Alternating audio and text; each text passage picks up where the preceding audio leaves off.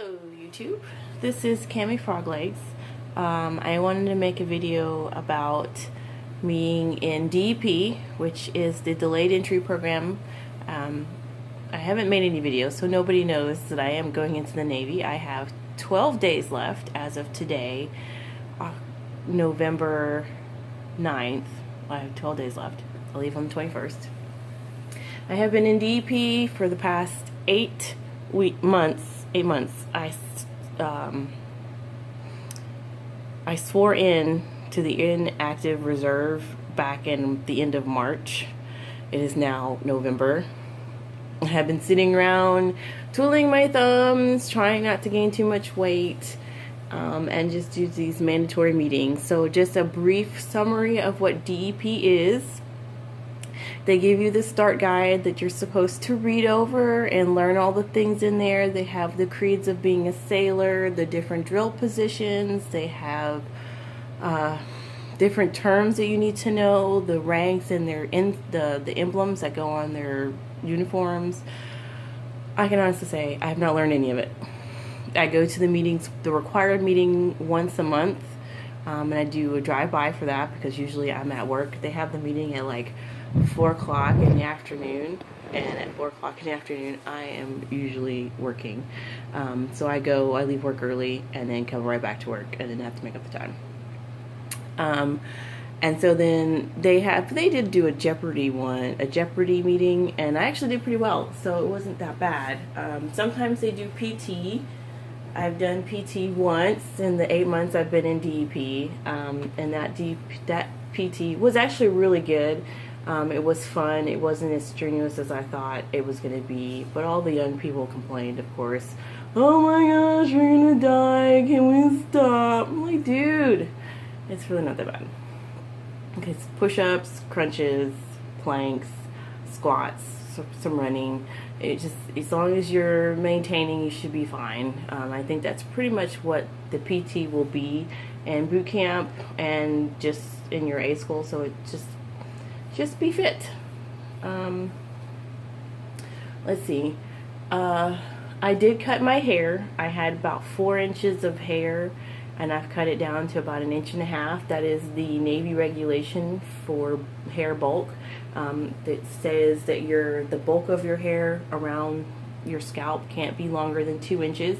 And that goes for natural hair, straight hair, curly hair. It's just the crown area can't be taller than 2 inches. So I have a 1.5, maybe 1 inch of hair. I haven't really measured it, but he did a really good job. I just slept on it and I haven't combed it yet, but I'm ready to go to the gym, so I'm not worried about it. But then when I comb it out, it actually looks a lot better than this dimpled bed head look.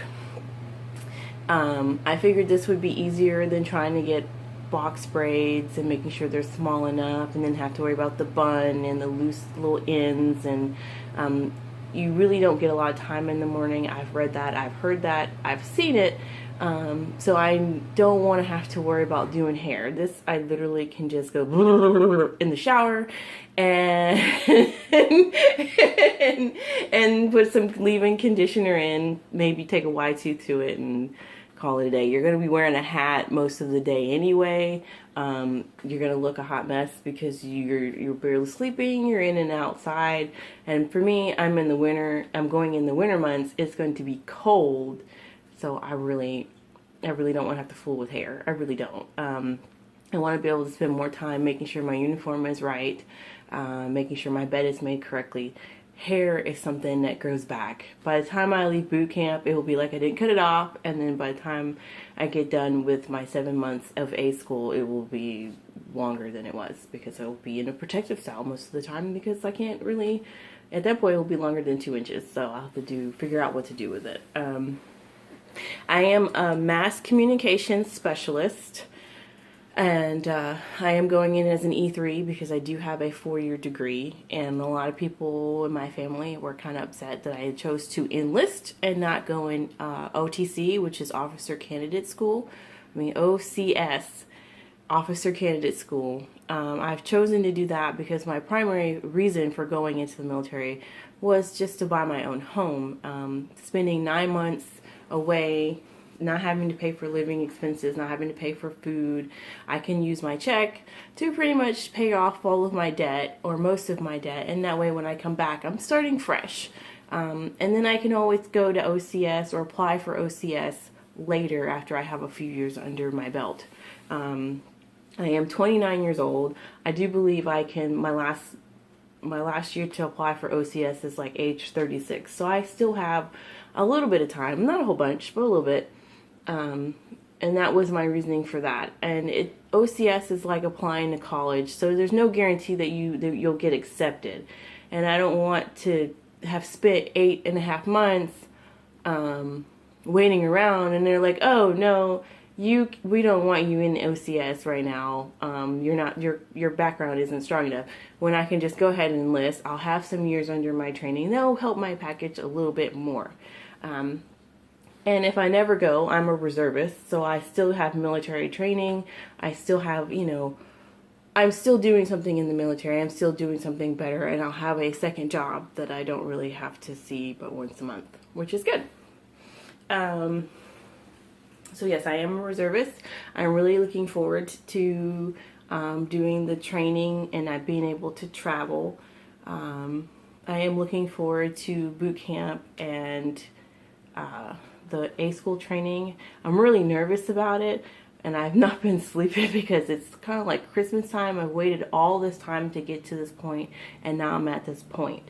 But just a brief overview about the weight. You do have to maintain your max weight for boot camp. You can't go over, and then if you do go over, then you have to be measured with measuring tapes and such. So right now I can say I'm 5 pounds over my maximum, but my single site measurement of my waist, which is your natural waist, which is halfway between the bottom of your breastbone and the top of your belly button, I am within the regulation for that.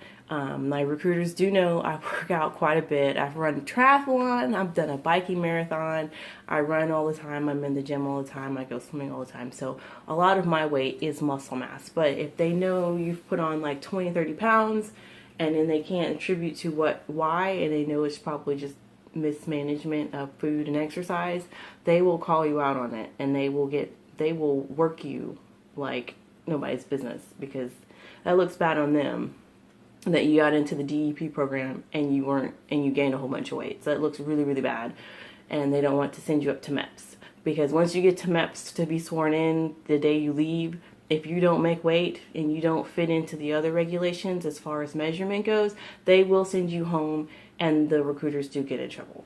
So just be mindful of that. I am going to post more videos. I probably will do some more later today because I am off, and I can talk about some of the other things I have done. Some of the things I do a lot of other things, so I'm looking forward to making more videos before I leave, and then for 2 months no one will hear from me, and then I'll be able to make more videos once I get to Fort Meade in Maryland for my A-School for mass communications, which is photojournalism, graphic design, press release, things like that, things I'd never thought I'd do. All right, well, it's good talking to everybody. If you have any questions, comments, concerns, please like, subscribe, and comment. Constructive comments, please. That is good.